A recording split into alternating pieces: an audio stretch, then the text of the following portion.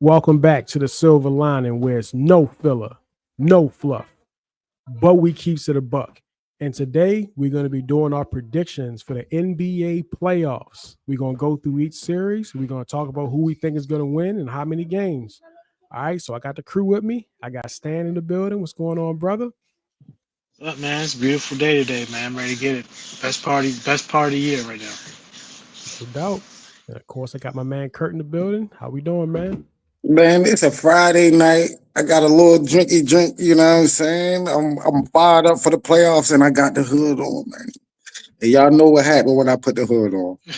Put the hood on, man. Let's get it, man. Let's do it. All right. So let's just start.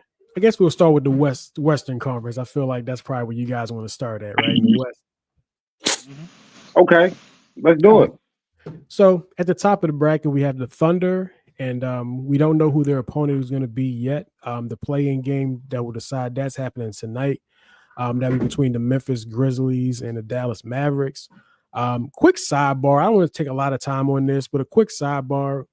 Where the hell did the Sacramento Kings go from here? I mean, 2 years ago, they looked like they was the next team up.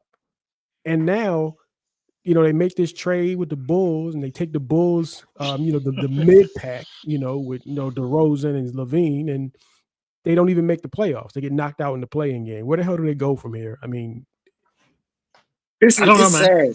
It's really sad, bro, yeah, because I watched them play Golden State years ago, right? yeah, When Golden State was Golden State, okay?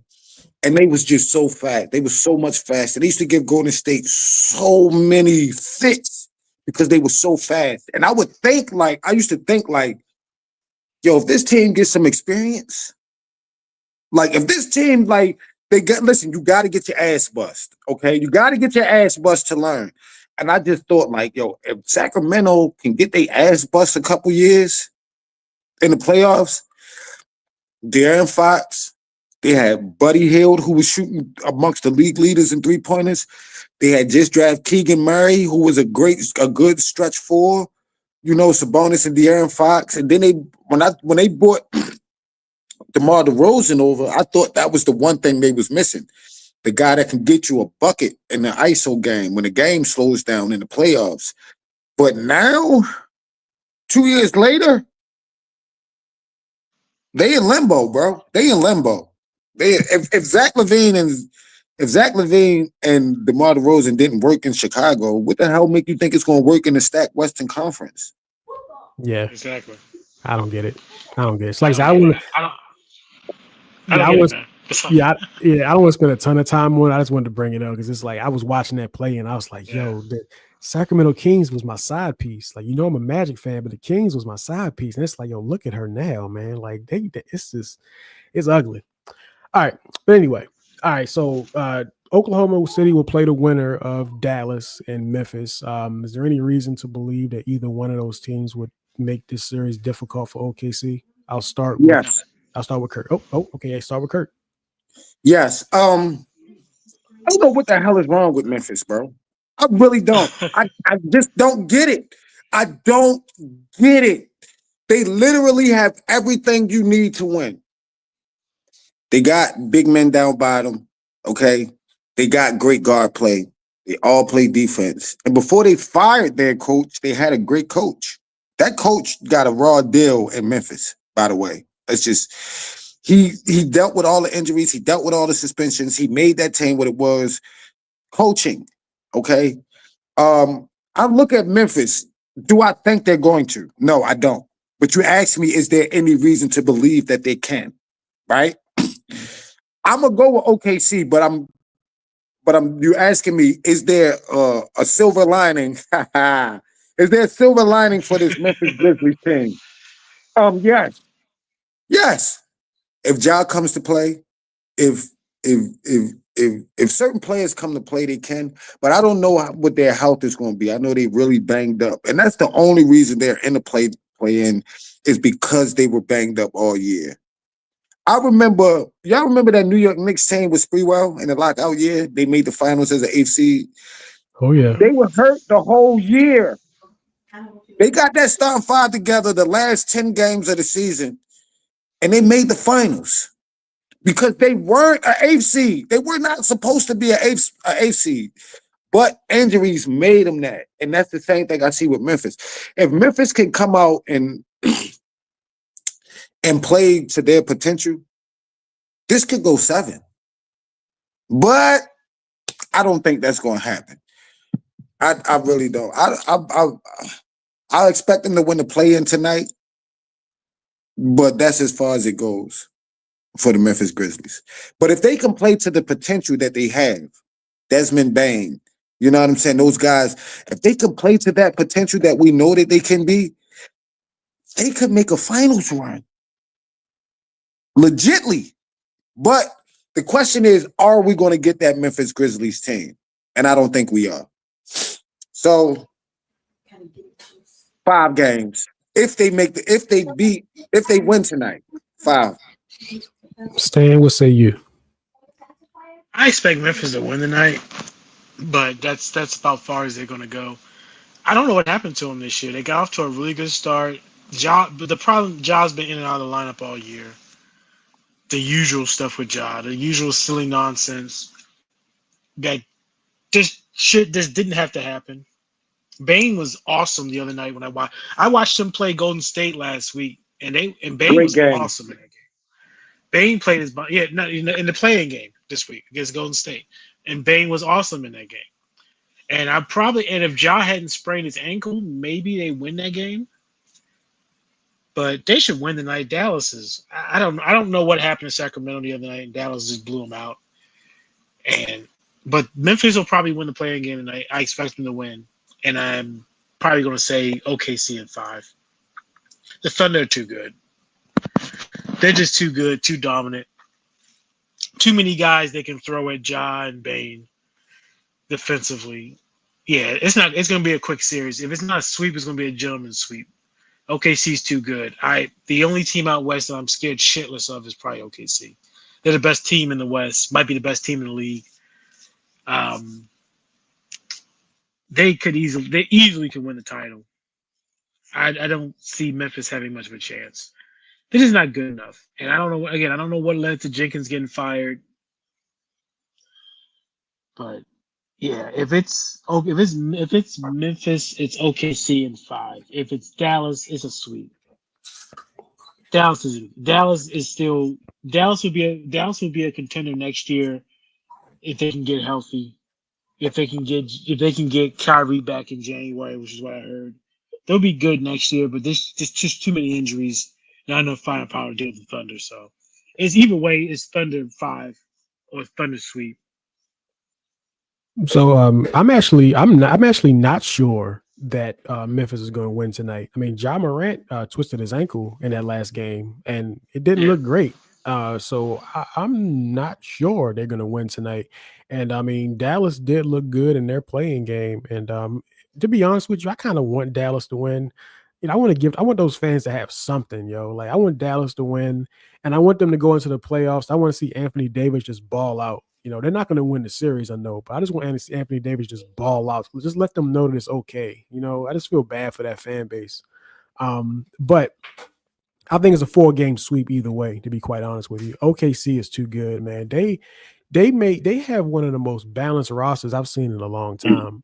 Like, I really don't know, like, what their weakness is. I mean, obviously they have a superstar in Shai Gilgeous-Alexander, you know, Jalen Williams and Lou Dort, you know, Chet Holmgren and Hartenstein. And I mean, they're off the bench. I mean, they got, you know, Cason Wallace, they got Alex Caruso. I mean, that's like their backup guard. Jaden Williams? You didn't even mention Jaden Williams yet. I said Jalen Williams. You did? Oh, all right.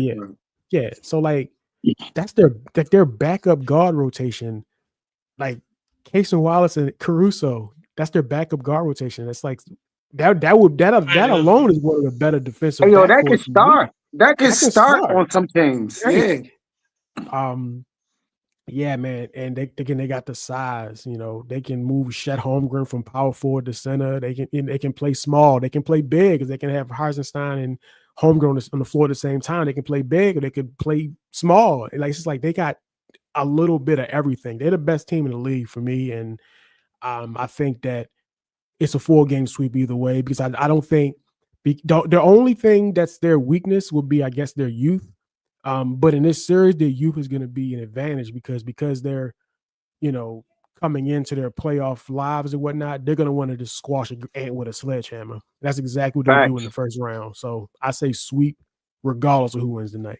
So, but this is what I'm scared of. This is my point about Agreed. OKC. There's not much. This is what I'm scared of OKC. Every young team has to earn their lumps. Okay. OKC just skipped everybody. They went from like not making the playoffs to number 1 seed. You see what I'm saying? They skipped everybody. They gotta earn their lumps. Now, the difference between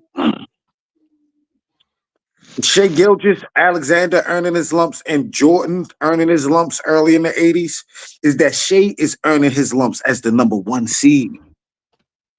You see what I'm saying? When Jordan was earning his lumps, he was 6th, 7th, maybe 5th in the first round, struggling to get they are earning their lumps as the number 1 seed. Most teams earn their lumps at the 6th seed, the 5th seed. That's why I'm really kind of scared of them. I'm scared of OKC because they haven't earned their lumps. And when we look at their team, we see everything that you need. Like you say, they can go big, they can go small. You want to slow it down and play the post game, we could do that. You want to slow it down and play pick and roll, we could do that. You want to run Phoenix Sun style, we could do that. You want to run San Antonio Spurs style, we could do that. You want to go Golden State style, we could do that. However, they still earning their lump. So I expect them to win the first round, but depending on who they see in the second round, I don't know, cuz. I don't know. All right, that's fair. So let's move on to Denver Nuggets, Los Angeles Clippers. Stan, who wins? How many games? Clippers in 6. Wow. Clippers in 6. I just don't see it with this Nuggets team. I just Nuggets team don't see it. That they haven't defended all season long. They haven't defended anybody, and I am still puzzled as to why this team fired their coach with 5 games left in the season. That's crazy. I know about the situation. With the head coach and the GM. That was a well-known secret throughout the league. Those two guys didn't get along. But to fire both guys with 5 games left in the season, like that's going to make a difference for your team. And I guess that's probably what they thought. Maybe it'll make a difference for the team. And maybe it'll fire them up. Maybe it'll get them motivated to actually defend somebody because they haven't done much defending on. I worry about what Kawhi is going to do to them. Kawhi's been playing at an extremely high level when he's been healthy. Just phenomenal. And Harden is still Harden. Still a very solid, productive NBA player. Zubac has been killing the boards lately. Very underrated. A great team. They might be the second best team in the West. They might be. I might put them ahead of the Lakers, which is hard to say, but they might be a better complete team than the Lakers. I mean, they are that good. And when they're running healthy, when they played with the Warriors on the last day of the season, that was probably one of the best regular season games this season. Them and the Warriors trying to stay out there playing. And they played their tails off, and Kawhi was unstoppable. For him and Harden combined for like 60, 65 points. That's hard to defend. So I like the Clippers in this series. I really do. I like them in 6 games. I don't like this Nuggets team. Outside of Jokic, there's Jamal Murray's a questionable with the injury he had, the knee injury, missed most of the last end of the season. And they don't have a whole lot on that bench. That bench is very barren. And if it's a lot of Westbrook, they're going to definitely be in trouble. If there's just a lot of Westbrook in this series, they're going to be in a lot of trouble. Because Westbrook, we know what Russ is all about. Not the best decisions. So if they have to rely on him to produce, they're going to be in trouble. A lot of trouble. So I'm taking the Clippers in 6. I don't like this Nuggets team at all, man. I haven't liked them most of the season. I don't like him. I don't know what y'all think, but I got Clippers in 6. Kurt, it's on you. I wanted the shit on Stan, but he made too many good points just now. I ain't even gonna lie. I really did want to like go at your throat, but you made some very valid points. I'm gonna go Denver in 6, though. Okay, and let me tell you why. Regardless if it's a knee injury or not, Jamal Murray is going to be there. He's a guy we've seen perform injured before. He was actually banged up the first time he went to playoffs. I don't know what the hell it is about Jamal Murray. He reminds me of Joe Flacco. Remember, like Joe Flacco, like regular season, Joe Flacco escaped through the regular season, but when the playoffs came, Joe Flacco, if you really go by the numbers and look at his career, Joe Flacco is one of the greatest playoff quarterbacks of all time. Jamal Murray in the playoffs becomes, it's like, oh, the playoffs starting, it's morphin' time. And he just becomes the Black Ranger and shit. Like, I can't understand that shit. I can't. Like, yo, you could have been dropping 30 all year. You could have been dropping 30 all year, bro. Like, when you look at when they won the finals, Jamal Murray could have very well have been the finals MVP. You know what I'm saying? Don't get it twisted. Joker always put up. But historically, I'm not saying it's going to happen this year. I'm going with history here. Historically, Jamal Murray is a far better player in the playoffs than he is, okay? And then, I know you say what you said about Russell Westbrook. But Russell Westbrook in Denver, with that wide open, all them shooters in corners, right? Wide open, we want to get out and run. Russ, you make the decisions, and like, you know what I mean? He's unshackled. Yes, he's coming off the bench, and even if he does start, it's in a reduced role, but he's not shackled. That offense suits him perfectly, okay? So I'm expecting Russ to play well. I'm expecting Jamal Murray to play well, like he has done traditionally. You know, Aaron Gordon, hit or miss. Okay. Porter Jr., Michael Porter Jr., when he's hot, he's a fucking problem. When he's not, don't worry about him.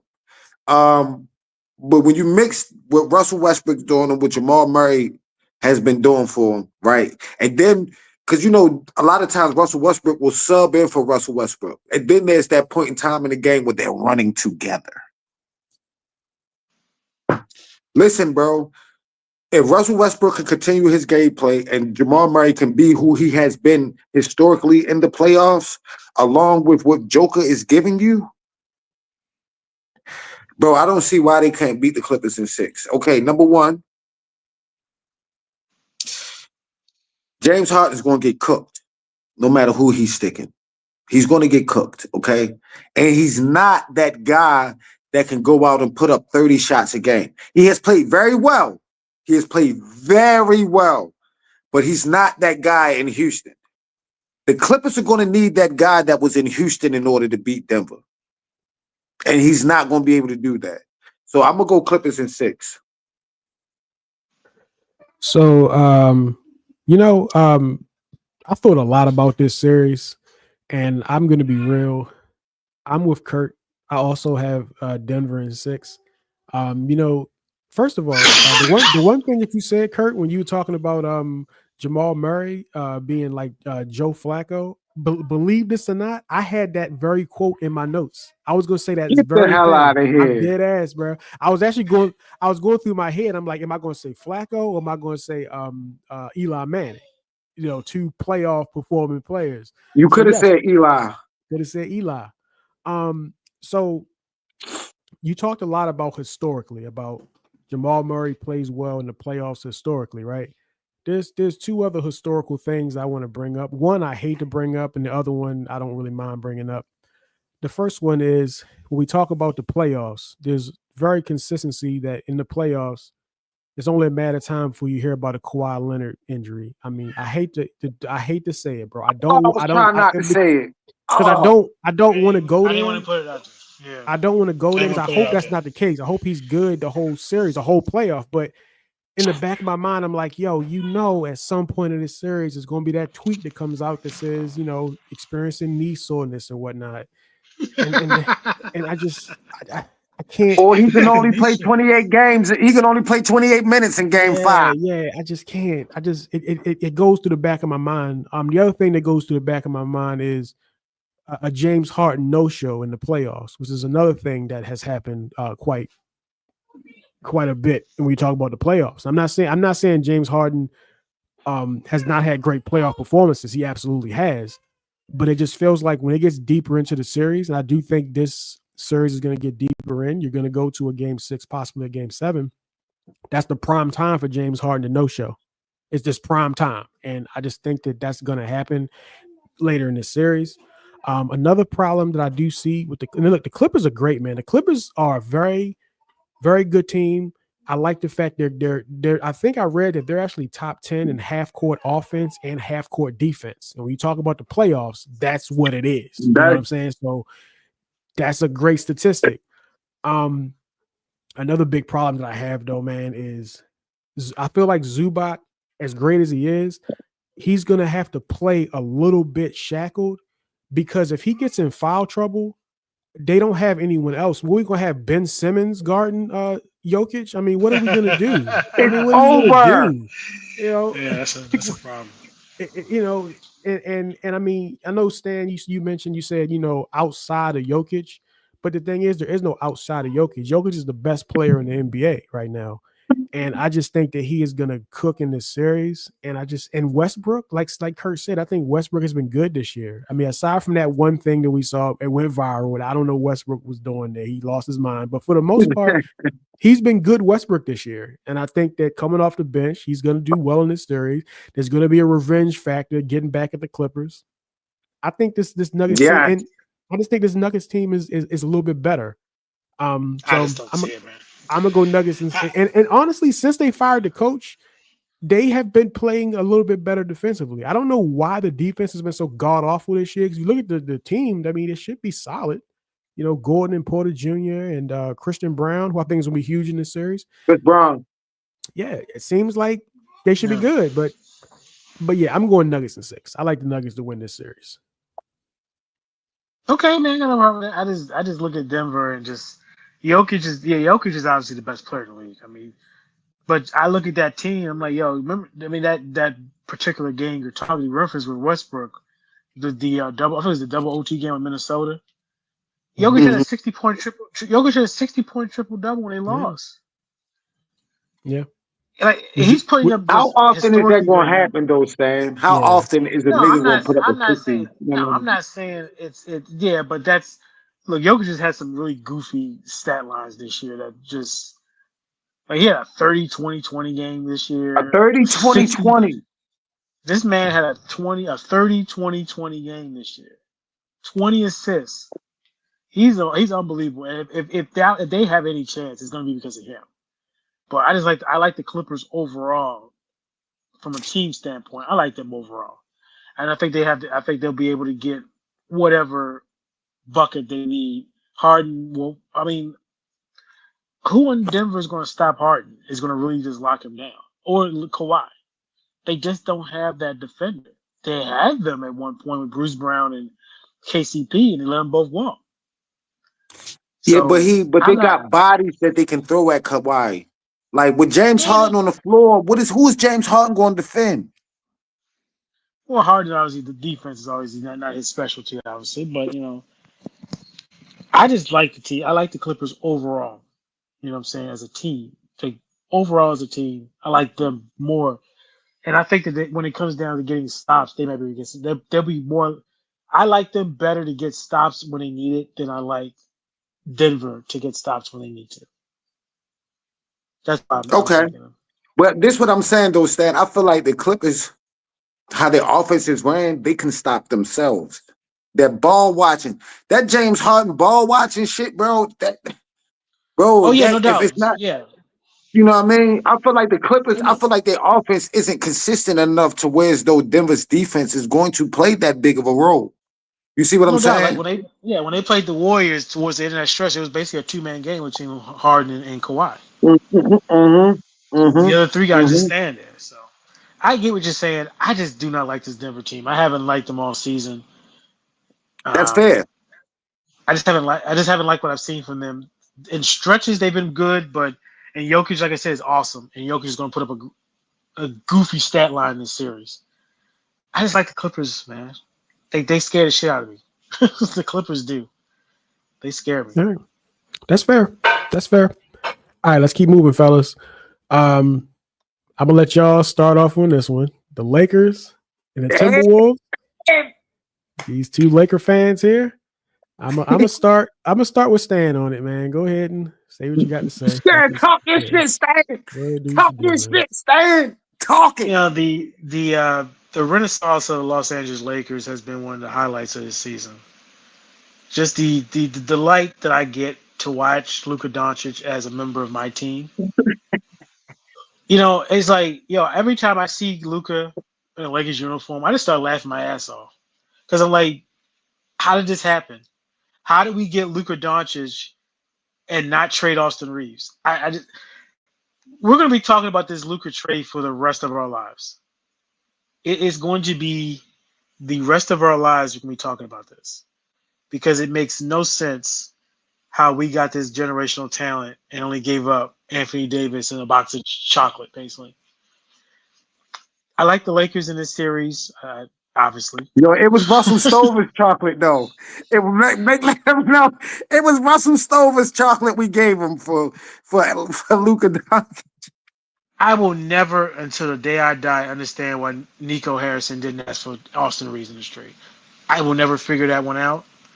But anyway, the series with Minnesota is not a great matchup for the Timberwolves. The Lakers have three of the smartest guys in the league on the same team. And even when one guy's getting rest, the other guy's, one of the two is still on the court.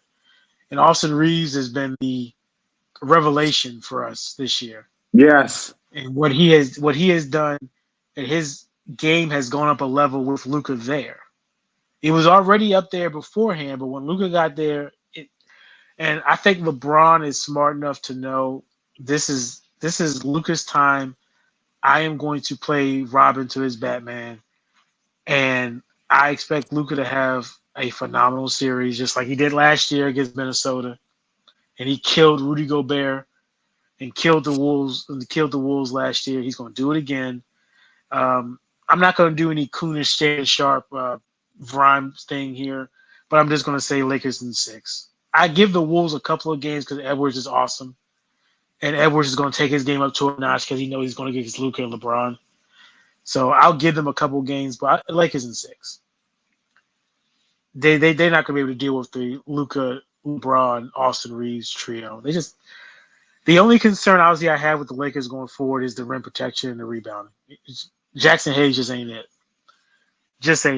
But with those, obviously the concern is LeBron, Luka, and Austin Reeves being your three best guys, and your crunch time lineup with those three guys, and probably a combination of Rui and Vanderbilt. Defensively, it's not great, but I got three of the smartest guys in the league on my team. 3 of the highest basketball IQ guys in the league. LeBron, one of the smartest players ever played the game. I'm good. I'm riding with my squad. I'm taking Lakers in 6. Right, Kurt, it's on you. It's on you, Kurt. Run your mouth in the couch, in the house. Lakers in 5. I just want to do my best Shannon Sharp impression real quick. Hey Stan, sidebar. When you said how good it feels to watch a Luka be a Laker, you said it. Did you see Reggie's face when you said that shit? Did you see his face? He mad as shit. He's still mad. It's the same look I saw on his face when Shaq was with the Lakers. So I mean, it's the same pain. He up here with a Magic shirt on too. I'm gonna go Lakers in 5. I'm gonna tell you the main reason why the Lakers are going to win it in 5. The Julius Randle LeBron James matchup. Randall's not exactly been a playoff stud in his career. Exactly. That's my point. Exactly. Listen, we know what LeBron going to do in the playoffs. You see what I'm saying? We know that. Okay. This is another thing. If Austin Reeves is who we believe him to be, okay, but he has, like, Austin Reeves hasn't had like a big playoff run. He's had some great regular season moments, and he has showed up in the playoffs. I'm not saying he's disappeared, but I need a monster playoff run from Austin Reeves. Austin, you know who Austin Reeves is? I'm gonna take y'all back. I'm gonna take y'all way back to the early 2000s. Austin Reeves is what we thought Mike Dunleavy Jr. was going to be. That's a name from the past. When Mike Dunleavy was at Duke, yo, he was crossing motherfuckers, dunking on them, behind the back passes, all that shit. That is what we thought we was going to get from Mike Dunleavy. We get that from Austin Reeves. Not fast, not quick, but very crafty, very skilled, very intelligent, as Stan was saying, a very intelligent person. And I ain't even going to lie, yo. JJ Redick, when it comes to them X's and O's, that motherfucker know what he talking about, bro. He got us running motion to the baseline, and if the baseline don't work, we got a contingency plan of a dude cutting, and if that don't work, we reset it to the top. And guess who we resetting to the top? Luka. And guess who's setting him a pick? LeBron. This is how JJ Redick coaches, bro. This is what he does as a coach. He's been amazing. Edwards is going to average 35 against us. We have no answer for him. Oh no, we don't, Edwards. Yeah, he's gonna score. Yeah, we don't even have a dude we could begin to think we're gonna put in front of him. Okay, and historically, Luka has scorched the Wolves. Like, yo, this is what I love about having Luka. Luka owns a lot of West Coast teams. He owns the Suns. He owns the Wizards. I mean, the T-Wolves. He owns a lot of niggas, bro. You see what I'm saying? And T-Wolves are one of those franchises that he owns. So I expect us to win it in 5, bro. Hold on, let me say it right. I'm not a hater. I'm not a faker. I love the Lakers. LA in 5. You feel me? I'm fucking with Shannon Sharp right now. All right. Lakers in 5, yo. All right, so you're both on the Lakers. As am I. I got the Lakers. I got Lakers in 6. I think there are some things that I think y'all seem very confident. I do think there's some things about this series that you should be concerned about. I think this is going to go 6, and I think it's going to be a close 6. I think all 6 of these games are going to be very competitive games. And here's why. Here's why. You guys are really underestimating the difference that size is going to make in this series. Minnesota is way bigger than y'all. Y'all have one legitimate big man in Jackson Hayes. That's pretty much it. Now, I'm not saying that, Rudy Gobert is going to go dropping 30 points in the paint like he Kareem Abdul-Jabbar. But what I am saying is y'all are going to get dominated on the rebounds. And it's either going to be offensive rebounds, which Minnesota is excellent at, or it's going to be kickbacks. And we've seen all throughout the NBA. We've seen it in March Madness. When you give up offensive rebounds, it's like it always ends up in a 3. You get the rebound, it kicks back out, you scrambling to get back out, 3-pointer comes raining on you. I think that's going to happen a lot to y'all in this series because Rudy Gobert, Naz Reid is going to be excellent in this series. I'm telling you right now. Naz Reid is going to be really good. Naz Reid is the issue. And I think the one thing is going to have to happen in this series for Minnesota to have a chance, and it brings me no pleasure saying this. I've always been a big fan of Mike Conley, but he's not going to be able to play much in this series because the Lakers are going to target him. It's going to be target practice. Where he's on the floor, give that guy the ball. He's not going to be able to play in this series. I hate to say it because I've always been a big fan of Mike Conley, but, Father Time's undefeated. He's just nowhere near the defender he once was. Unless he's hot. Yeah, unless he's hot. Unless he's hot for sure. But I think you're going to see a whole lot more Dante DiVincenzo in this series. And again, I think that's another good defender they can throw out there. Nickeil Alexander-Walker, I mean, he's hot and cold offensively, but he can bring a lot defensively as well in this series. And look, I think Randall is going to be fine in this series. He's not going to be asked to do much. He's going to be fine because I feel like, here's the thing. Y'all are not going to be able to play a lot of these big guys off the floor the way that a lot of teams can do. Rudy Gobert is not going to get played off the floor. You think y'all small ball lineup is going to play him off the floor with Roy Hachimura at center? Roy Hachimura at center? Yeah, let me tell you why. Let me tell you why. Why? Because he's not going to be able to rotate, number 2. And what Luka does, this is the one thing that Luka does that nobody talks about. He gets all big men in foul trouble. Yeah, he does. Yeah, that's what I'm looking at. I'm looking at Luka and Reeves getting guys in foul trouble. You He just does, but isolate. the thing is, Minnesota has plenty of size. Like, you gonna get all of them in foul trouble. If Rudy Gobert's in foul trouble, they can move Randall to the center and not lose anything. It's not like y'all got the size. Yes, That's they gonna lose a bunch if they move Randall to the center. They lose shot blocking. They lose a bunch defensively. They become more versatile offensively. Offensively, right? Yes, Right. but it does defensively worry they're gonna me. move a bunch. Yeah. Yeah, I am Again, worried about the size, and I'm worried yeah, about this the rim protection. I'm definitely worried about that, especially with Edwards and the his ability to rebounding, get to the rim. Yeah, the rebounding that does worry me. That does worry me. I ain't like gonna sit here and say no. Anthony Edwards is gonna detonate a couple games in this series, and y'all gonna lose because of it. And Anthony Edwards, people criticize him for starting to shoot more threes, but if we look at his statistics, he's becoming one of the better 3-point shooters. He has. So, He's look, I think, legitimately added it to his bag. yeah, this is going to be a good series. To be under the reason why I think the Lakers are going to win this series is because I think all these games are going to be close, and I feel like in a late game situation, I trust LeBron and Luka Hey, as my Luka, guys to close a game out. And so that's the reason why I think the Lakers are going to win this series. But I'm telling you now, I think all these games are going to be close. I think all of them are going to be close because I think that the Timberwolves are going to be able to stay in the game because they're going to dominate y'all on the glass. They're going to get so many second chance points. They're going to be having kickbacks to lead the threes. I think so. I think it's going to be a good series. I got the Lakers, but I think y'all going to be sweating more than y'all think y'all going to be in this series. I really do. I think if your name is Jackson Hayes, you have a grand opportunity to prove to the Lakers why you deserve to be there for the next 5 or 6 years, I should say. And it's going to happen in this series. Other than OKC and Wemby in San Antonio, there's not a lot of big man play. Mm-hmm. Like Joker, Wemby, and OKC, they just got size. Period. You know what I'm saying? Outside of that, there's not much in the NBA for not just the Western Conference, but the whole NBA. So I feel like we're gonna be all right.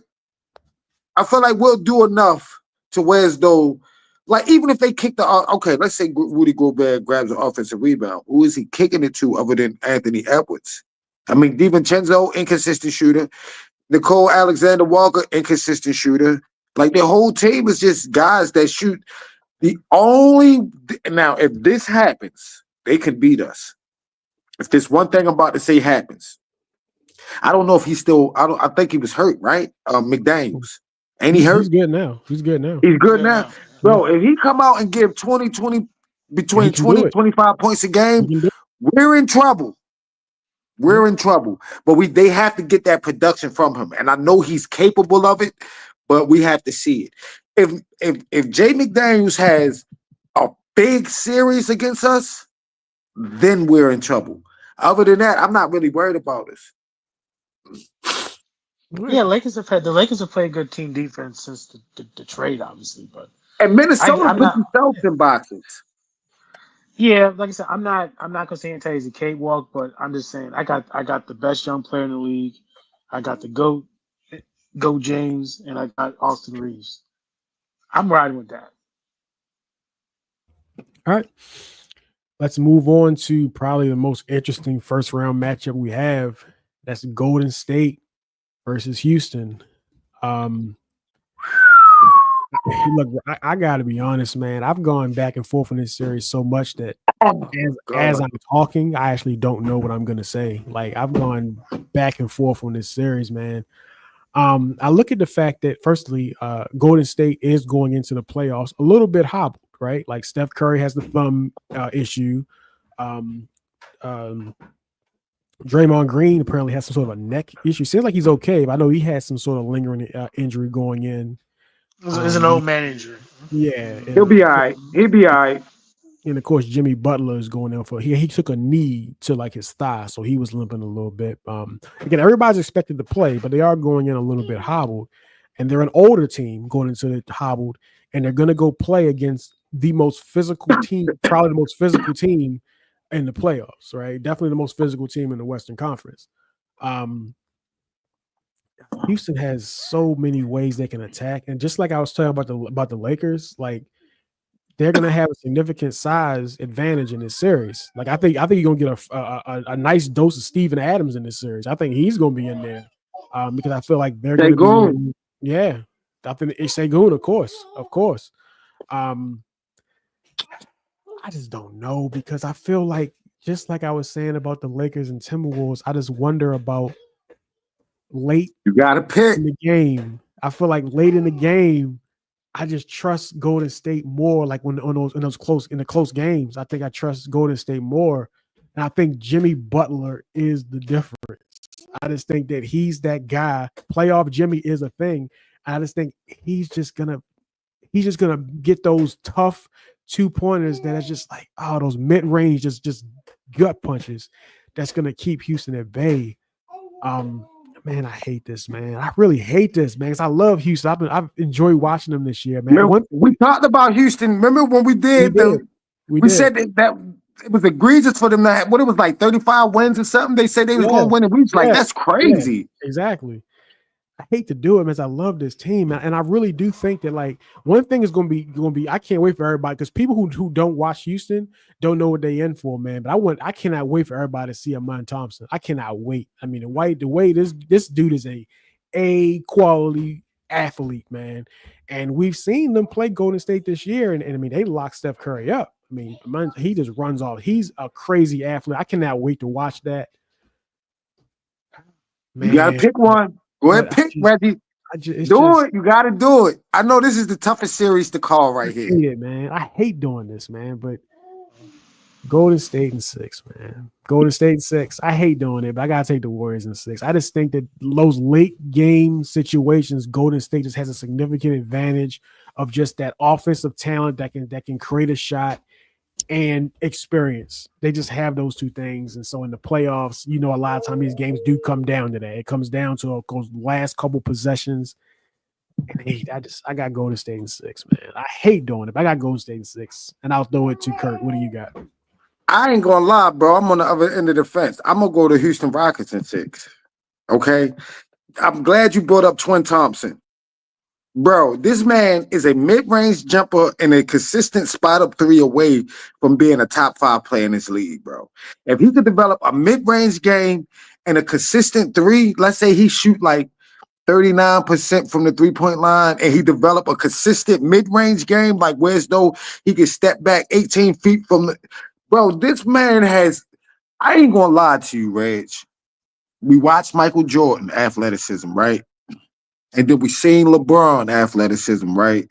And then we seen D Rose and Westbrook, right? And now we're seeing Ja. Bro, I had a conversation with a brother of mine about 2 weeks ago about Twin Thompson. Amen Thompson. I think he's the greatest pure athlete we've ever had in this league. I just really believe that. In terms of size, strength, speed, agility, he's definitely top 5. But he's arguably the greatest athlete pure athlete. We're not talking about skill set, step backs. We talk about just put him out there and let him run. This boy blocks shots with the shot blockers. He rebounds with the rebounders. He will dunk on you with the dunkers. He can ball handle with the ball handlers. He can pass with the passers. The only thing this man cannot do is shoot consistently. Okay? Then you pair that with what Jalen Green has become. Right? And then you got the 2 big men down bottom. Like you said, you got Sengun, you got Steven Adams. And then, I know he take a lot of flack. I know he gets a lot of flack. But Dylan Brooks is a top 5 perimeter defender in this league. You're going to ask that man, you're going to ask him to hassle Steph Curry the whole season, the whole series, okay? I feel like Houston got to earn their lumps. The same way I said about OKC, they got to earn their lumps. But I feel like they're going to earn their lumps in the second round. I just really feel like, to be honest, they just too fast, too quick, too strong, too skilled, too young for this Golden State team. I don't expect the games to be close. I expect them to win 3 or 4 games by 10 points or more. I feel like they are. Remember we just talked about earlier how Sacramento Kings used to run Golden State. It's going to be like that with a more talented, more experienced Houston team. You got Fred VanVleet that went through everything. You got Steven Adams who been through everything. When you look at OKC, which player has been through everything? None of them. You have actual guys on the Houston Rockets. Steven Adams will tell them quick, hey, look, Jalen Green, sit that shit down. This the playoffs.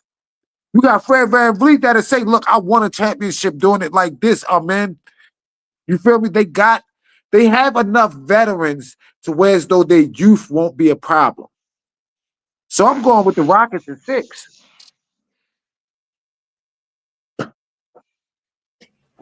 Rockets at 6.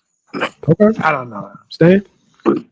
I was sitting there thinking the whole time, I was kind of looking at it and thinking like, I'm probably going to lean towards Rockets in 7 because the Rockets have home court. But like I said, Houston is probably one of Houston. I saw Houston coming last year, like with the youth and the guys developing. They've got the perfect blend of young guys and they've got veterans. They've got guys who've been there before. Ahmed Thompson is probably one of the best young players in the league, and like I said, in 3 or 4 years he might be he'll definitely be a first team all defense in the very near future. He might be a first team, second team all NBA player at some point. He is that talented. He is uber talented.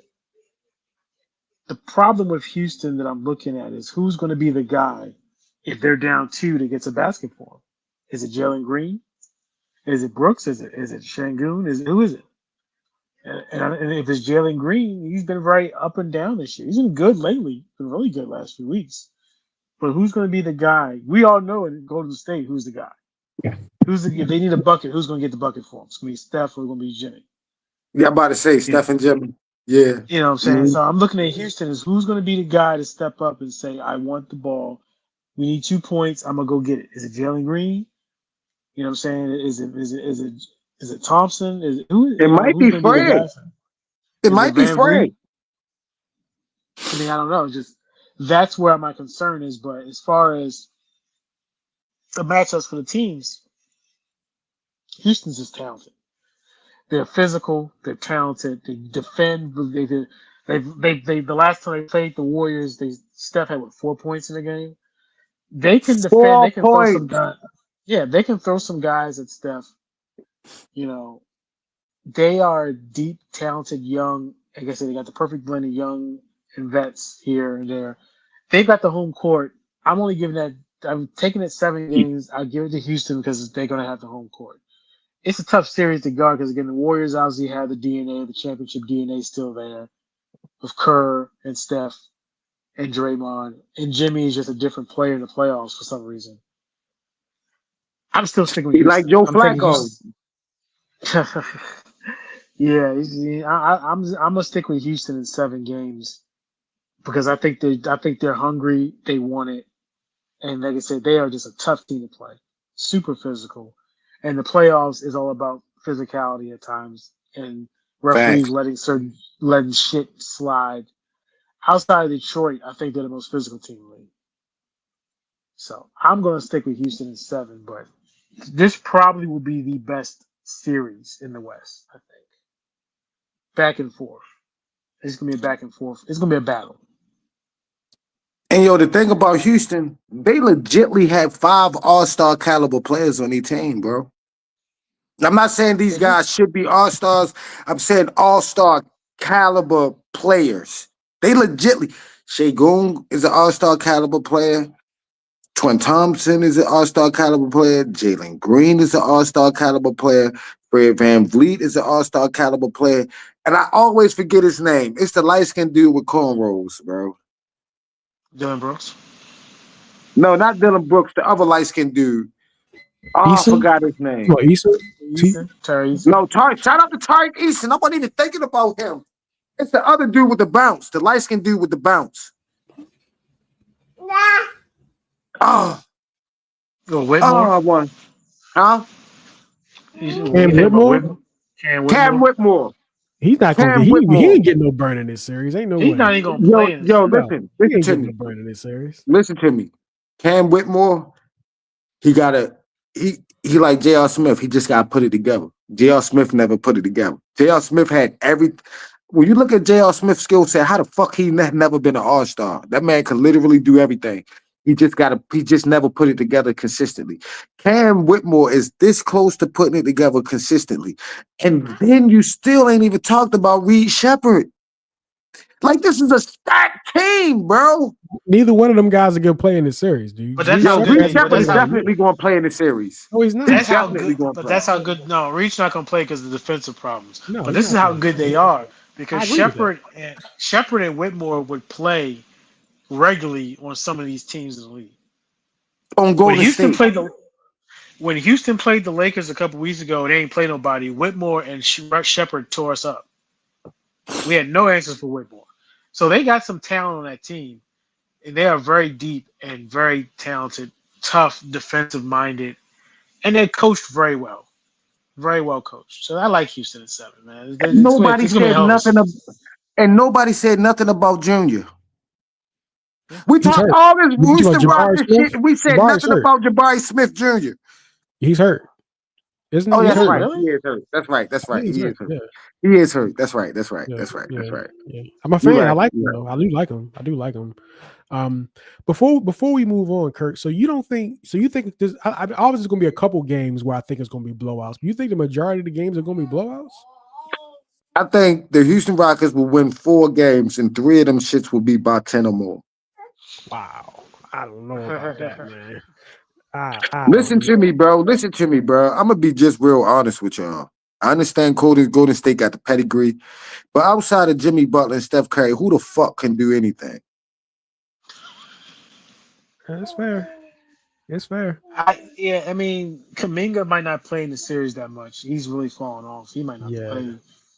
Like outside of Jimmy, like they're too talented of a team to beat them with 2 guys. Like you have a better chance of beating the Lakers with 2 guys than you do with beating the Rockets. They got other guys, man. Like, the guard. I can put Podolsky. How you pronounce his name? Podomowski.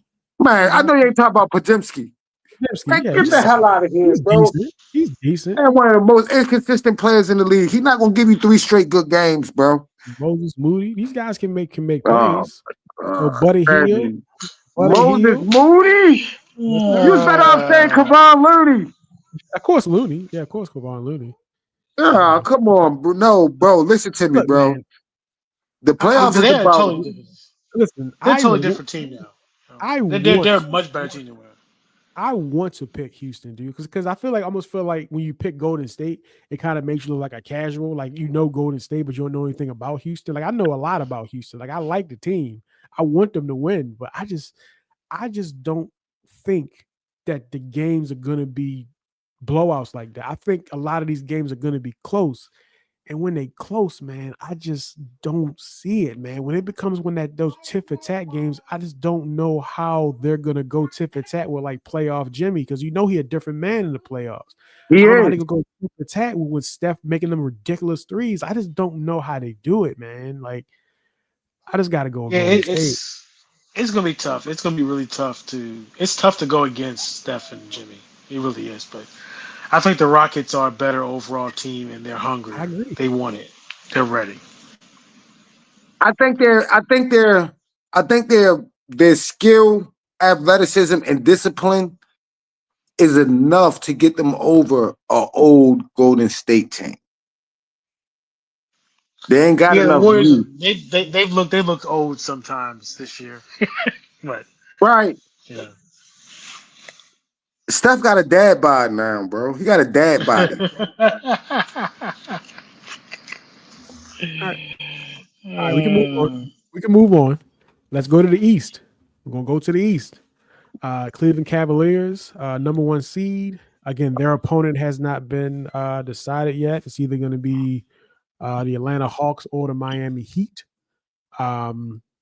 Any reason to think that either one of those teams? I mean, Well, I do like that. Hold up. I do like Heat culture. Okay, I do like Heat culture. I expect Heat to win their play-in. Okay, the Heat has legitimate players though.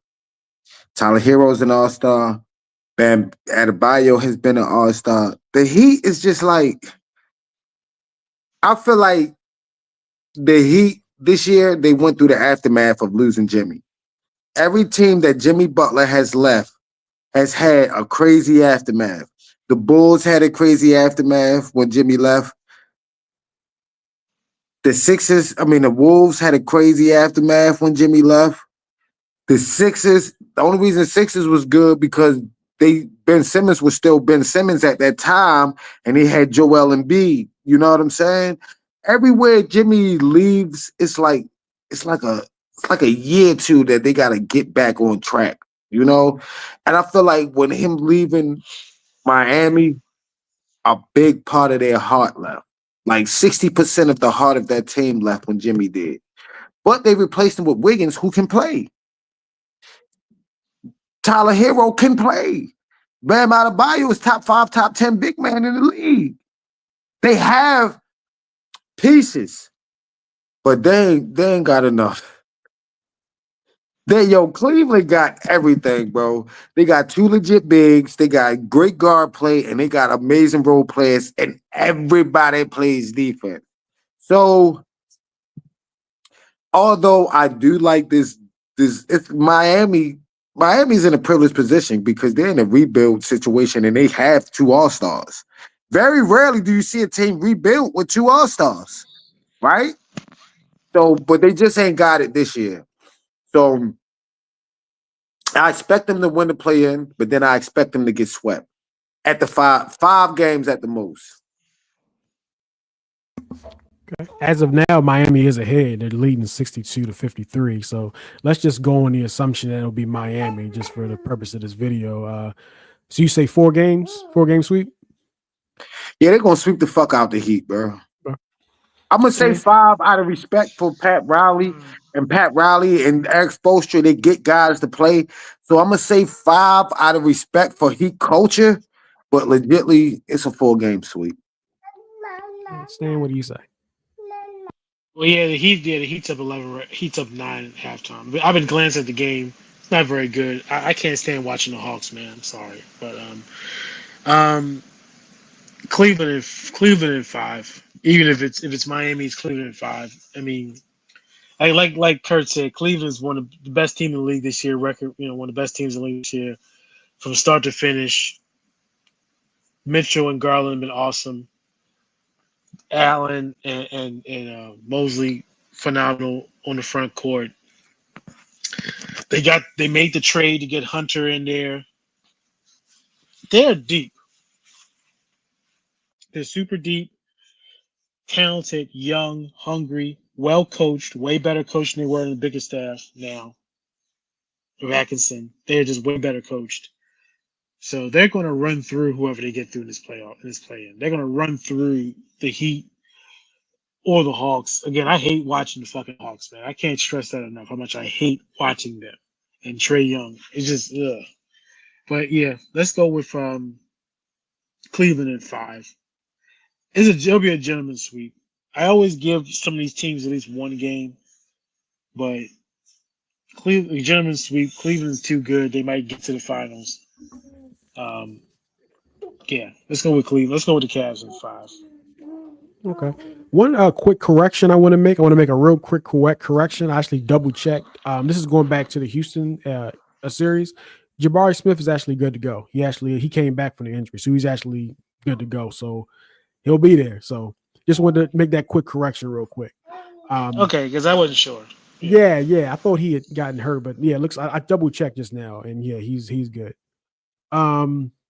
Yeah, I don't think there's much to really break down here. I agree, Miami will get there, and I think this will be a 4-game sweep. I don't really look at Cleveland, a team that's going to mess around. Yeah, I see it as a sweep. Like Kurt said, they kind of have everything. It's pretty much just the highway to hell to get to. It's going to be Cleveland and Boston, the Eastern Conference Finals. So I mean, it's kind of the Eastern Conference kind of feels like the Cleveland Boston Invitational. This is where we're headed. Yeah, this is where the highway is going. So I think this will be a quick series. I'm gonna say four games as well. Hey yo, y'all remember back in the days we used to watch ACC basketball or college basketball on 54. You knew it was going to be Duke in North Carolina in the ACC championship. You just hope that Virginia and Wake Forest or somebody will do something in the ACC tournament. That's what this is right now. Yeah. It's set up for Cleveland and the Celtics, bro. Yep. All right, let's move on to probably one of the more interesting series in the East. Indiana Pacers and the Milwaukee Bucks. I'll go first on this one. Obviously, the big thing here is Damian Lillard's status. We actually don't know as of now. He is ramping up basketball activity, so it looks like he's going to play in this series. Hopefully, basketball aside, hopefully they're taking the precautions and he's good to go. Blood clots is nothing to mess around with. Nothing to play with. So hopefully they've taken the proper precautions. And if he's gonna play, I hope he's ready to go and they're not rushing it back. So just want to definitely put that out there. I don't know about this series, man, because it feels like this is a close series in terms of like the talent versus talent. If when Dame is in there, I think this is a close series. But the best player on the floor, I think we know who that is. There's no doubt about that. And so the question is, so the question is, can Giannis take it to the point where he is actually able to elevate this team to actually win this series?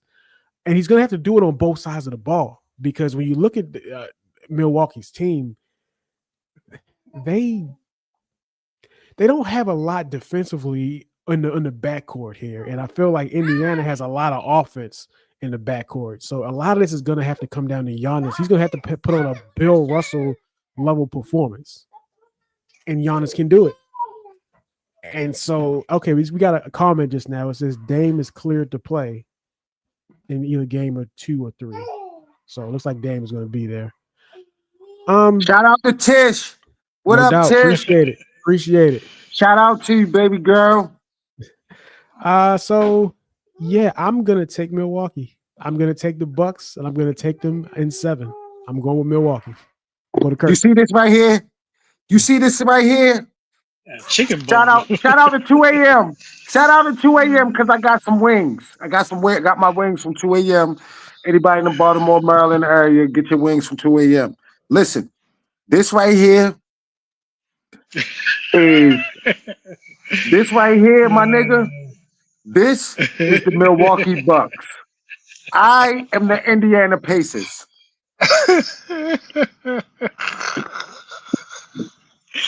Oh man, bro, chicken. Yo, them niggas is fried chicken. Them niggas is this is the Milwaukee Bucks right here. This is Giannis. Don't you see Dame? You see Brook Lopez? Look. What I'm trying to say is the Pacers got too much, bro. They got too much talent.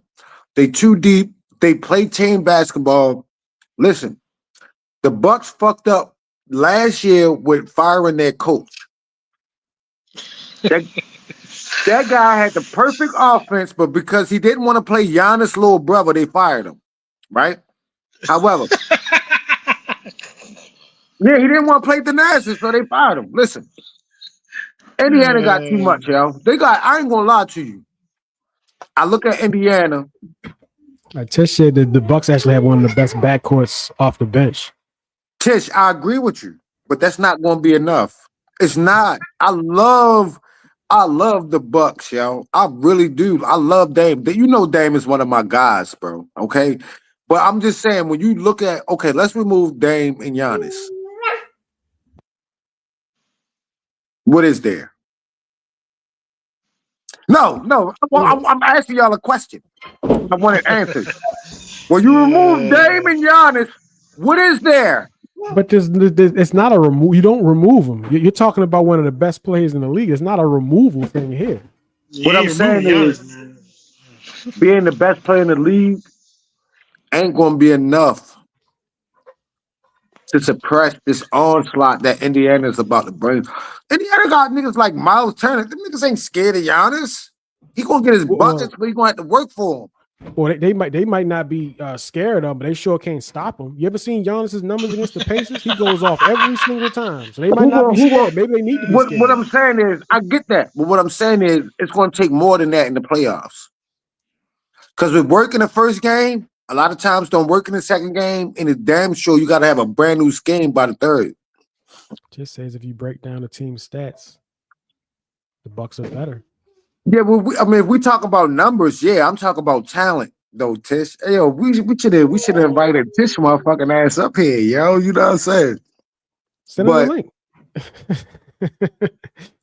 hey, Tish, if I had your information, I'll send your ass a link right now. Listen, bro. What I'm saying is, I think the Indiana Pacers are too talented as a team.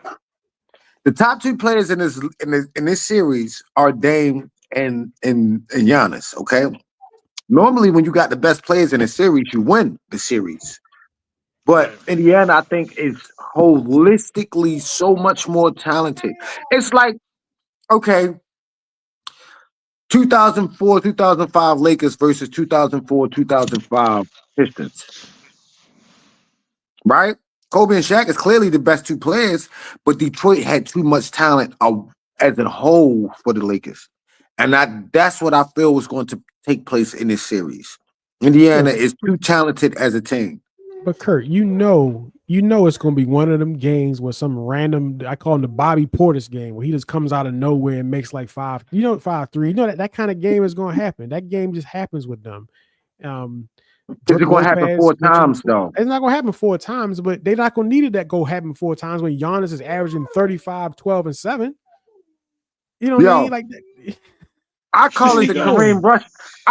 You call it the Bobby Portis. I call it the Kareem Rush. The year we lost, the Lakers lost to the Pistons. Wow. Now I don't agree with that, Tish. Respectfully, the Bucks are beating the Pacers. Wow. Dame should sit this one out. That Tish. I don't agree with that. I do think if you're telling me Dame's not going to play a single game in this series, then my pick is different.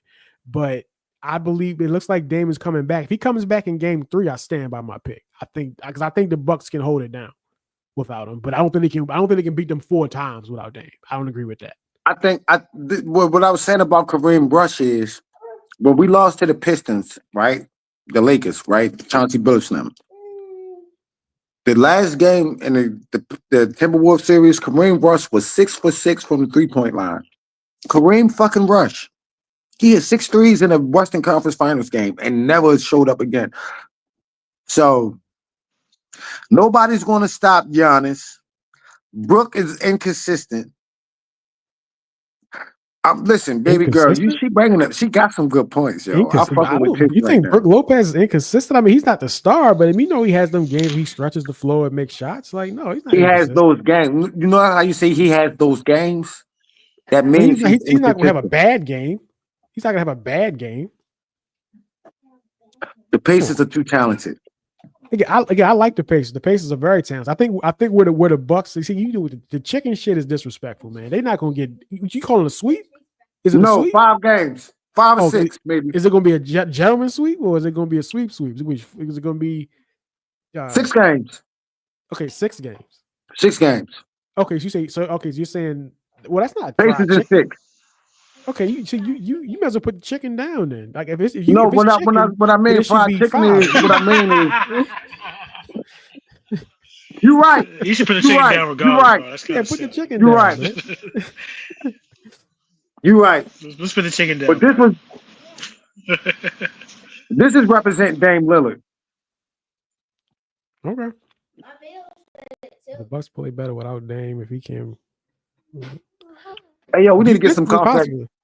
We need to get some contact information from this nigga right here, dog. We need to get some contact. Find a way to contact us, Tish. All right, Stan. Hey, Tish, if you know us in real life, hit us on our Facebook or our Instagram. We need to get your motherfucking ass up here. But see, that's my point. Offensively, they are that good offensively, Tish. But the Pacers, I don't think they're going to consistently be able to score with them every night. Nobody can stop Dame. Who the fuck can stop Giannis? But outside of that, you ain't got much to worry about. I mean, Tish, we need some contact information from your ass, nigga. Again, I'm gonna get to stand here in a second. The Pacers, like I said, the backcourt is where I'm worried about the Bucks because Halliburton and Nembhard and Naismith and McConnell coming off the bench, man, they're gonna have a very good time. Matherin, they're gonna have a good time scoring against that backcourt. That's what I'm saying. Giannis is gonna have to be on some Bill Russell shit. He's going to need to be ridiculous defensively as well to just try to anchor that defense. And on the other side of the floor, he's going to need to be, what he is offensively. And I'm saying I think he can do exactly that, and that's why I got the Bucks winning it. But Stan, come on in here. I got Bucks in 6. But go ahead, Stan. We bring you in.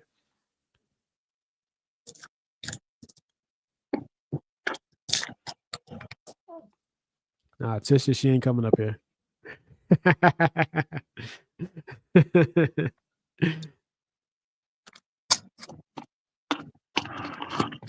Thank you for the love, though, Tish. All right, did we lose Stan? Stan, can you hear us?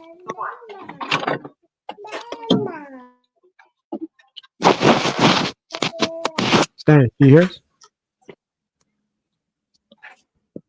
Yo, Stein. Sorry about that. They lost his thing. Yeah, Kevin Porter Jr. had to think about him. Yeah, there's another one. Kevin Porter Jr. has been balling. He has. He has been balling. He has been balling. He has though. I forgot all about him. He has been balling. I think we might have lost Stan. Okay, we got him again. My bad. Phone went out. Signal went out. So what y'all saying? Nah, we going to you now. Who you got winning the series? Bucks in 7. Okay. Again, the best player in the series is on Milwaukee. Is Giannis, and we've seen what Giannis has done against the Pacers, and he kicks their ass. He kills them. I don't see how that's going to be any different. And the Bucks are a good team. They played better They played better this year, even with Dame being kind of in and out of the lineup. If Dame is back in game 2 or game 3, like I'm hearing, I like them. I like them, with Lopez and Kuzma. Nobody said nothing about Kuzma. Kuzma could be the key right there. Kuzma's won a championship with the Lakers. He's played these games before. Lopez has played in big games before. Like I said, Portis. He's going to have one of those goofy games where Portis hits like 4 or 5 threes. They've got some decent guys, but Giannis is the key right there because he's the best player on the team, best player in the series, and I don't see who's stopping him in the Pacers. Pacers are a really good offensive team. They've had a really good season from Halliburton. He looked more like the guy from a couple of years ago who was saying, this could be all first team All NBA. They're good. The Pacers are good, and they're very fast paced. But I like the Bucks. I like the Bucks' pedigree. I like the experience. And Giannis is, again, the best player in the series, and he is still playing at a high MVP caliber level. And Dude averages like 32, 12, and like you said, 35, 12, and 7. I don't know how the Pacers stop that.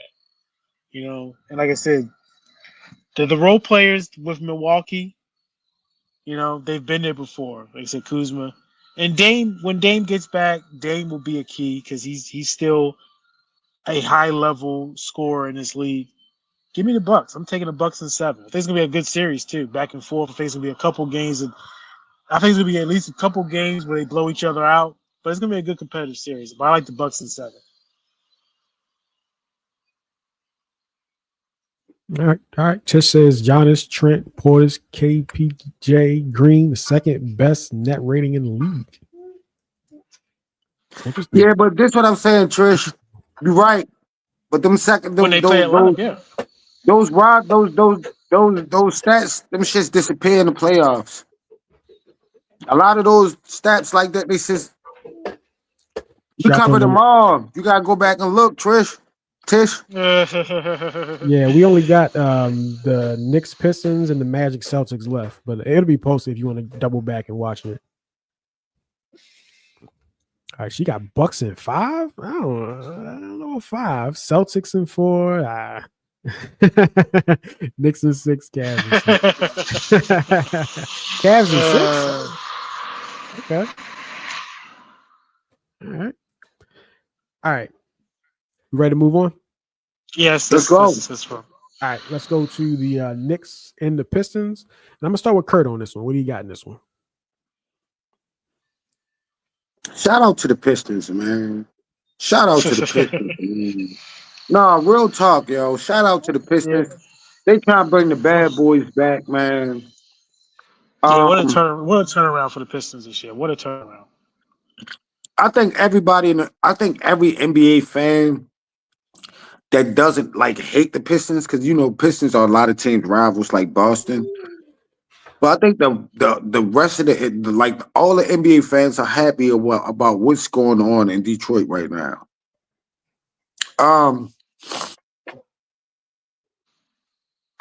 Pistons in 7. I don't believe in Cat Williams. I never have. I never have. I never have. I think everything we've said about Amen Thomas, everything we said about Amen Thomas, we could say about Asur Thomas. To a lesser degree. I think Point got a little bit more than them. Okay. Yeah.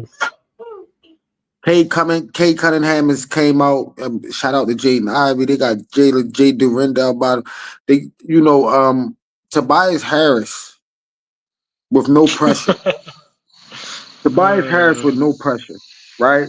And Philly, he had the pressure of being, he had the pressure of being a third option. There's no pressure here for him. I really love this Pistons team, bro. I really do. And I know I say Pistons in 7, but it's so hard. You know what? I think I gotta change it, yo. Now that I'm thinking about it, I want to say Pistons in 7. I really do, yo. But the playoffs is about who has the best players, right? And I love Cade Cunningham. I think he's the most talented player in this series. But as of right now, today, as of this moment, as we're speaking, Jalen Brunson is more equipped to lead a team to victory. I like Mikal Bridges. They keep on talking about his jumper. Don't nobody give a fuck about his jumper. Let that man play. It says the Pistons are tough, but I think the Knicks will take them seriously in the playoffs. Yeah. The Knicks ain't took nobody seriously all year. Damn near every playoff team they lost to, damn near every playoff team they played, they lost to. Cade is a beast. Once he gets a solid team around him, they're going to be a problem in the East. Yeah. Well, this is what I'm saying, Tish. He got a solid team around him. They just got to get better.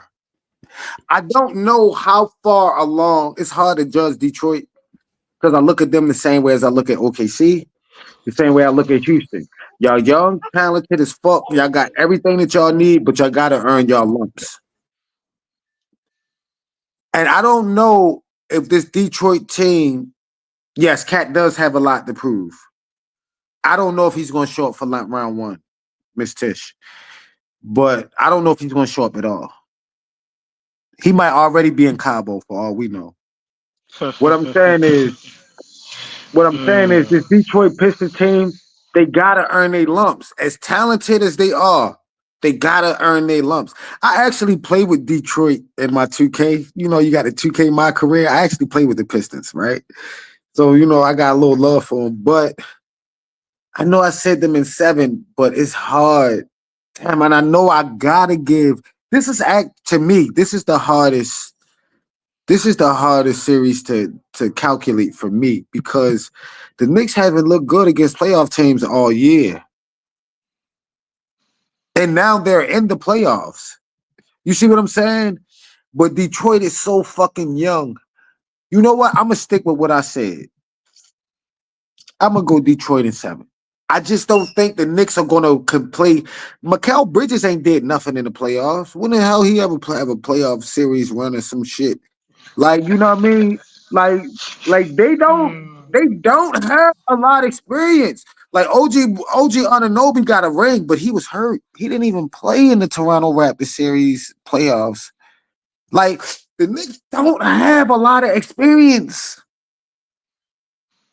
So you can't use experience as, you know what I mean?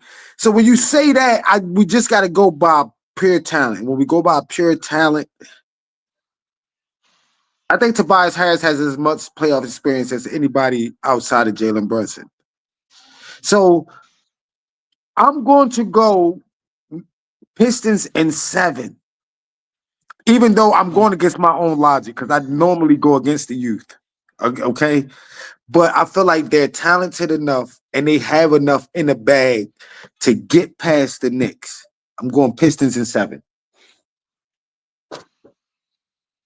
Hey, yo, you see this? You see this? This is Jalen Brunson trying to stick Cade Cunningham. Man, put the chicken Whereas down, man. Jalen Brunson, so what they're going to do is they're going to put Mikal Bridges. They're going to put Mikal Bridges on Cade Cunningham, right? And then Jaden Ivey going to go off. This is Jalen. This flat represents Jalen Brunson on defense in this series. Watch this. I'm Cade Cunningham.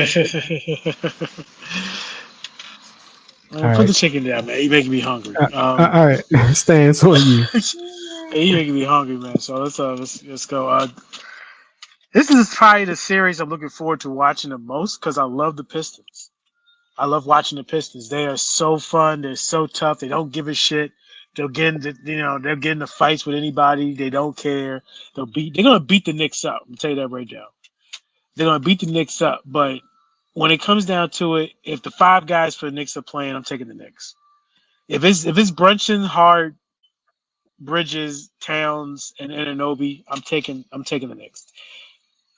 I'll take the Knicks in 6. But the Pistons are coming. The Pistons are definitely coming. They're on that right path. I cannot, like, the turnaround for the Pistons is phenomenal. Like the turnaround, the bigger staff and that crew it's just phenomenal. That team was fucking horrible last year. And most of the same guys. Cunningham went up a level. Cade went up a level this year. Duran went up a level. He might be one of the best young centers in the league. Thompson is going up. They've got Schroeder in the backcourt as a veteran guy. They got a good team, and they're gonna beat the Knicks up. They are gonna beat their asses, but it's gonna be a hard-fought physical series. But the Knicks got the home court. They're gonna be if the game 7 is in the Garden. And like I said, if the Knicks can keep those 5 guys healthy, they're gonna win it. They're gonna win a series. Now, if it gets past those 5 guys, it's not good. The Knicks bench is horrible. But outside of that, they got the best. They got the best starting 5 in the series. If you to go starting 5 or starting 5, the Knicks bench is horrible. But go with the starting 5. I'm taking the Knicks in 6, maybe 7. I think I'll push to 7. Detroit's gonna beat them up, and Detroit's gonna push them because Detroit's good. Detroit's coming. They're definitely coming. They're coming. Got a couple quick before I go. Mine's got a couple quick more comments from Tish. She said the Pistons have a few solid pieces. They need more pieces to fill the team out to make a serious playoff run. And she also said everything relates back to chicken. That's that 2 a.m. Tish. Yo, you got a half and half with it over there too? Yeah, hell yeah, bro. Of course. What? Okay.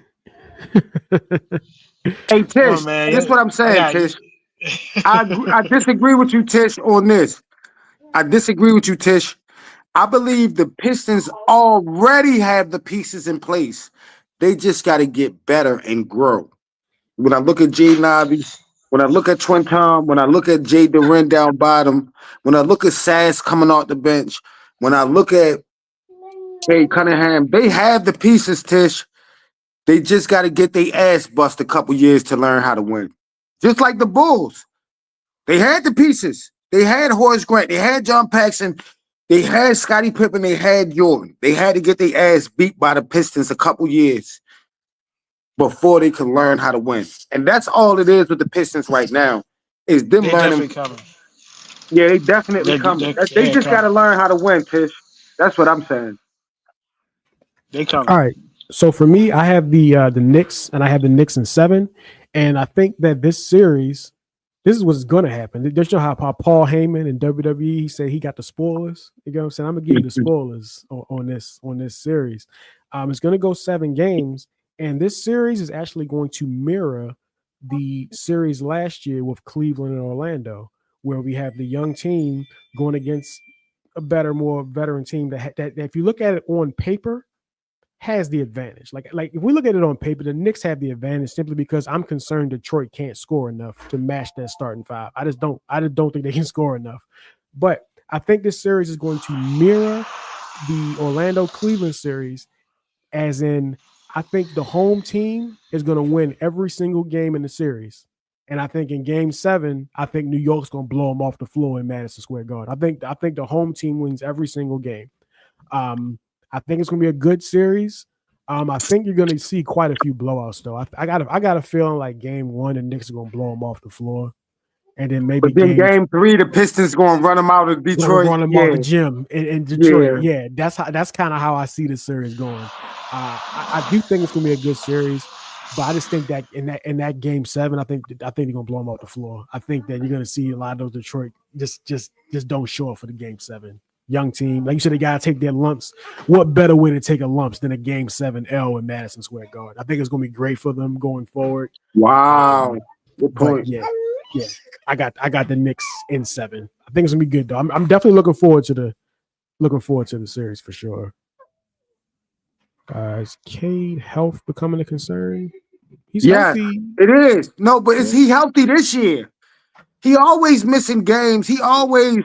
Yes, He's had some issues this year. Yeah. He had some issues this year, and he's had issues in the past. Yes, Tish, I agree. I don't think it's becoming a concern. I think it's already a concern because when a guy is your franchise player, that nigga can get a headache and the world stop. You understand what I'm saying? Like, he could catch the common cold that just takes some NyQuil and the world gonna stop.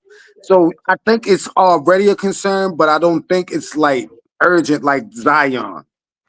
Zion's injury issues is urgent.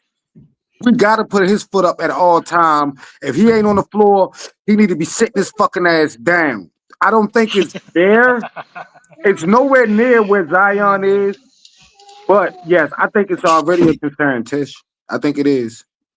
Just out of pure respect that it's your franchise player.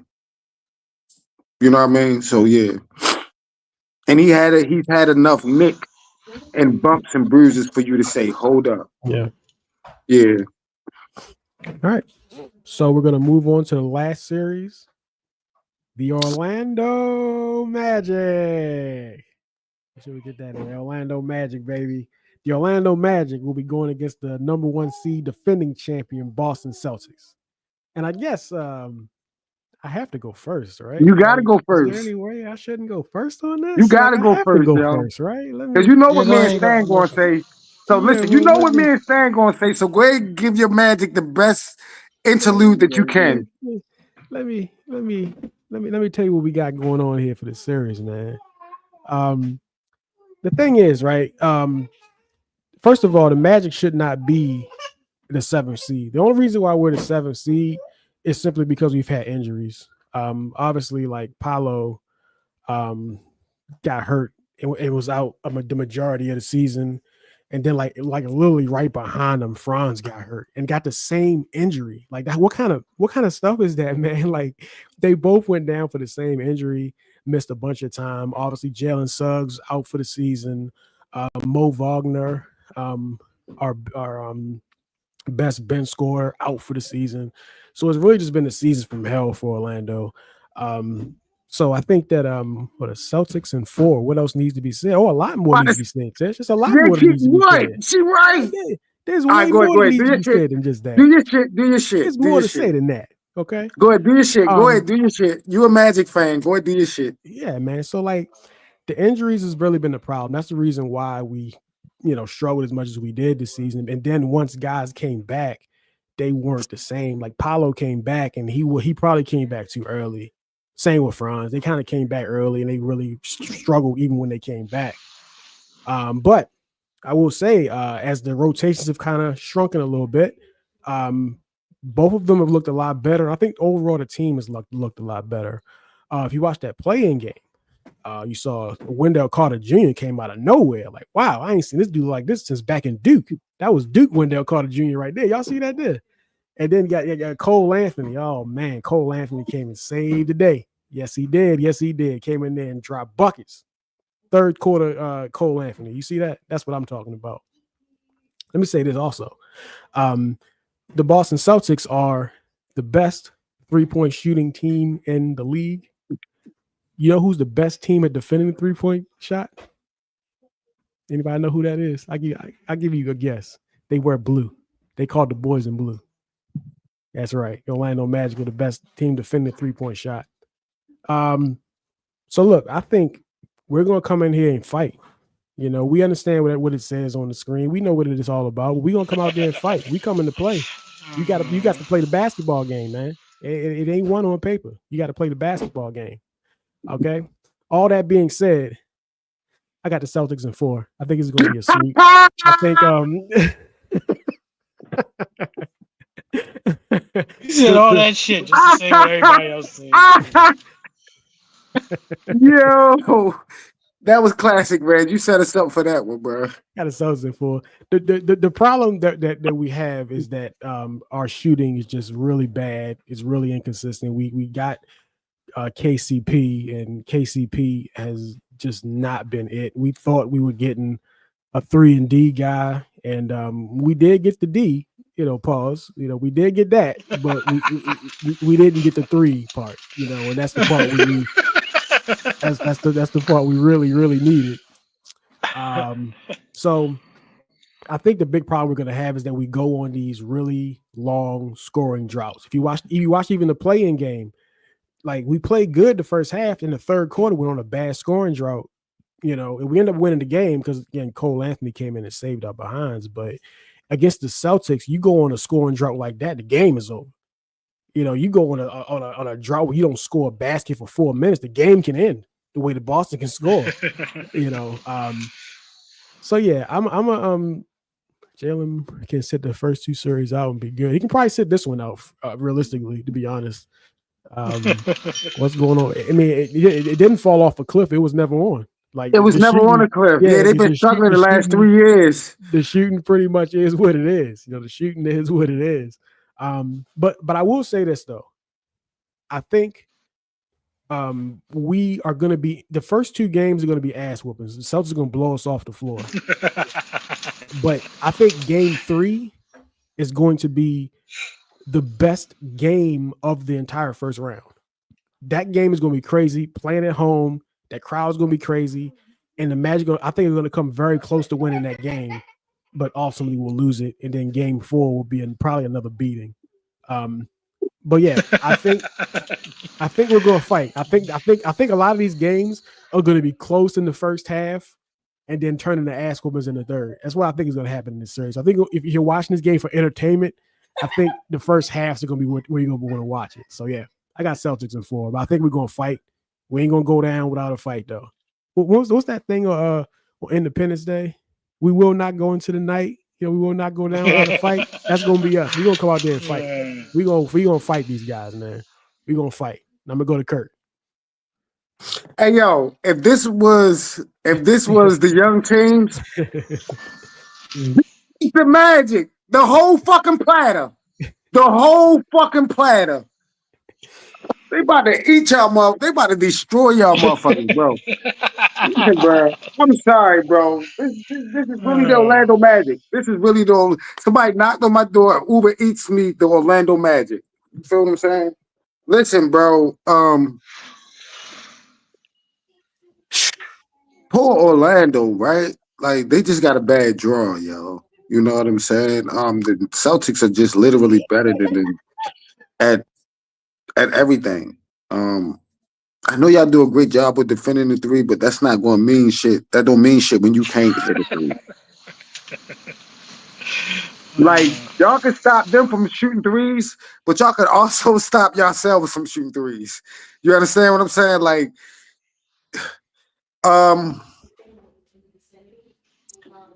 So Orlando was whooping the Celtics Bucks all last regular season. That's true. We were. Remember that Black Friday game? Put it on them. I remember that one. Yeah, Jason Tatum talking about, yeah, he ran up the score on us. Whoop that ass. I remember that one. But go ahead, Kirk. Keep going. Hey, yo, I think right now, Reggie, you know I used to be nice.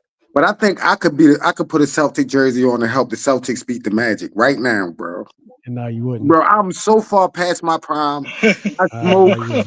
But I feel like I could give the Celtics 15 minutes a game in this series. Reggie, you know I was nice. I could give the Celtics 15 minutes a game in this series, and they can still beat the Magic, bro. Like, and you know it's true, Reggie. That's why he ain't saying nothing. I mean, that's not true. It's not true. It Not is true at all. true. It's I not can true. play 15 minutes. I can play 15 minutes a game for the Celtics, and they're There still isn't a whole beating lot. Magic. There's not a Listen. whole lot to say about this series, man. It's just Yeah, it's really not. unfortunate. That's why I'm just trolling. Because I mean, it's self-explanatory. The Celtics are better than y'all in every aspect of the game. Y'all hurt, y'all banged up, struggling, limping into the playoffs. I love Jonathan Isaac. I'll shout out to Jalen Suggs. Paulo Banchero, to me, is the closest thing that we've seen to LeBron. Okay? But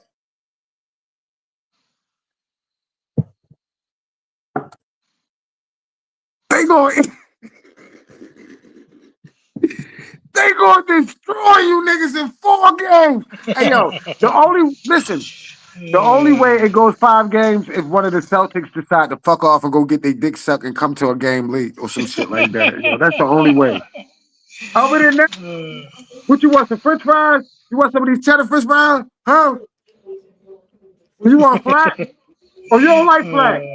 You like legs? You a leg nigga? That's all it is for. That's all it is for the Magic. I'm sorry, Reggie. Yo. All right. Stand what you say. It's not much to say about this series. The Magic just can't score enough. And Boston's 3-point shooting barrage, if they go on one of those barrages, it's going to be over fast. Boston in 4. Again, I had high hopes for Orlando this year when they started the season, when they started like 16-9 or something like that. Yeah. And then the injuries just killed them. And they killed them. And the lack of shooting was once again on display because their best guys got hurt. And now Banchero and Wagner were awful in the playing game. It doesn't matter. Just be lucky you guys played the Hawks. It's not great. It's not gonna be quick. You know, it'll be quick, but it won't be painless. You know, it's gonna be a quick deal. Boston will take them out quickly. They're healthy. They've been resting guys on and off pretty much for the last 2 months of the season. They've been fucking off into the playoffs. They'll be ready to go. Unless Boston fucks off in some of these games, it's going to be a 4-game sweep. And I don't know where Orlando goes from here. They got to find some shooting in the draft or free agency, man, because, you know, I will say Orlando could be a possible Trae Young destination if the Hawks decide to move on from it. Hell no. I'll pass on that one. Crazy. Trae and Paulo, you crazy. I mean, I don't know. We have to give up. I don't want to go down that path. I don't know. We have to give up. If y'all can get Trae Young without giving up Paulo and Franz, they're gonna want Suggs, and I'm gonna say no. What? Yes. What? Yeah, but I don't want to go down that path. I want to stay on. I want to go on that. The big reason, if this was the Celtics of the past, I would say Magic in 5 because I felt like they would go up 3 and we would get game 4. But I feel like this Celtics team, they ready to squash an ant with a sledgehammer, and especially with Jaylen Brown having some injuries, they want to get this thing wrapped up. So that's why all that bullshit they talked about Jason Tatum in the offseason about not getting no playoff time, no play in the Olympics and all that, winning Finals MVP. He got something to prove this playoffs, bro. Absolutely, like they're gonna crush him. I'm sorry to say that, man. I'm sorry to say that, man. But this is not going to be a fruitful playoff for you guys. You know, we gonna fight. We gonna fight. Maybe if Wagner and Banchero get the on fire NBA Jam thing, maybe. And if Boston starts bricking threes, because Boston does have those kind of games sometimes where they just can't hit them. But We did that, nah. Tish. We talked about the Sacramento Kings and how they destroyed their team, Tish. Before y'all wrap it up, can y'all touch on the team you're most disappointed in? We was talking about the Sacramento Kings, how 2 years ago they was going at Golden State. They had De'Aaron Fox, they had Buddy Hield shooting threes. Keegan Murray just got drafted. Yo. Hey, Tish, subscribe and like, share us, baby girl. I'm gonna see you out here more often, yo. Get more comments from you. Yeah. I mean, I guess you got to bring up Philadelphia. Obviously, injuries was the big reason why they passing Philadelphia. Phoenix Suns, Phoenix. Phoenix Suns. Phoenix No, Suns. that's the biggest disappointment. I know we talked about Sacramento, but the Phoenix Suns are the biggest fucking Bro, y'all got three of the top 10 pure scorers in the league. Like, why the It's fuck Phoenix. y'all? It's not even close. Y'all can't win 40 games. Yeah. Phoenix is paying $85 million to 3 coaches to not coach them. And their owner is getting into a fight with Stephen A. Smith. That tells you right there what an organization is right now. Bro, it's a mess. Yeah, it's definitely Phoenix is the biggest disappointment. Agreed. It's a Agreed. mess. It's a mess. Yeah. They're a fucking mess. I don't know what they do, but I know what I would do. It's just time to just start over. It didn't work. Clean house. Hey yo, shout out to Tish for showing us love, yo. She rolled with us. Hey yo, like and subscribe us, Tish, yo. We want to see you more often on this channel. No doubt. All right, Phoenix and the Sixers for that. The Paul George trade. The Paul George trade, yeah. The Paul George trade. Yo, they made Devin Booker a point guard. Like Devin Booker is the epitome of wing scorer. And you put the ball in his hands for defense to key in on him. Devin Booker, let me tell you, if I had Devin Booker on my team, that nigga would run off screens, post up in ISO all day, every day. I would give him 30 shots. I let the ball touch his hands 30 to 40 times, and they will all be off of screens, they will all be off of ISOs, and they will all be off of post games. I would never put the ball in Devin Booker's hands and say create for another motherfucker. Yeah. That shit is stupid, bro. Yeah. That shit is stupid, bro. That shit is stupid. Yeah. All right, we're gonna go ahead and wrap it up. Kurt, I'm gonna say this right now, though, Kurt, man. If the Magic win a game, if they win, especially game 1, bro, I'm calling you. You better pick the phone up. I don't care it's Easter Sunday, man. They win game 1, man. You better pick the phone up. I'm calling you,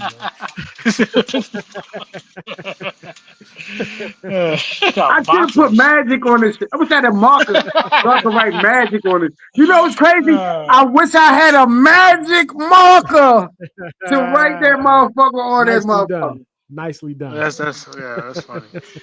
I mean, you making me hungry, bro. I'm about to hop in the whip and get me some food, man. Let's wrap it up, man. Appreciate y'all for coming through, man. It was dope. No doubt, man. I had a lot of fun with this shit. Later.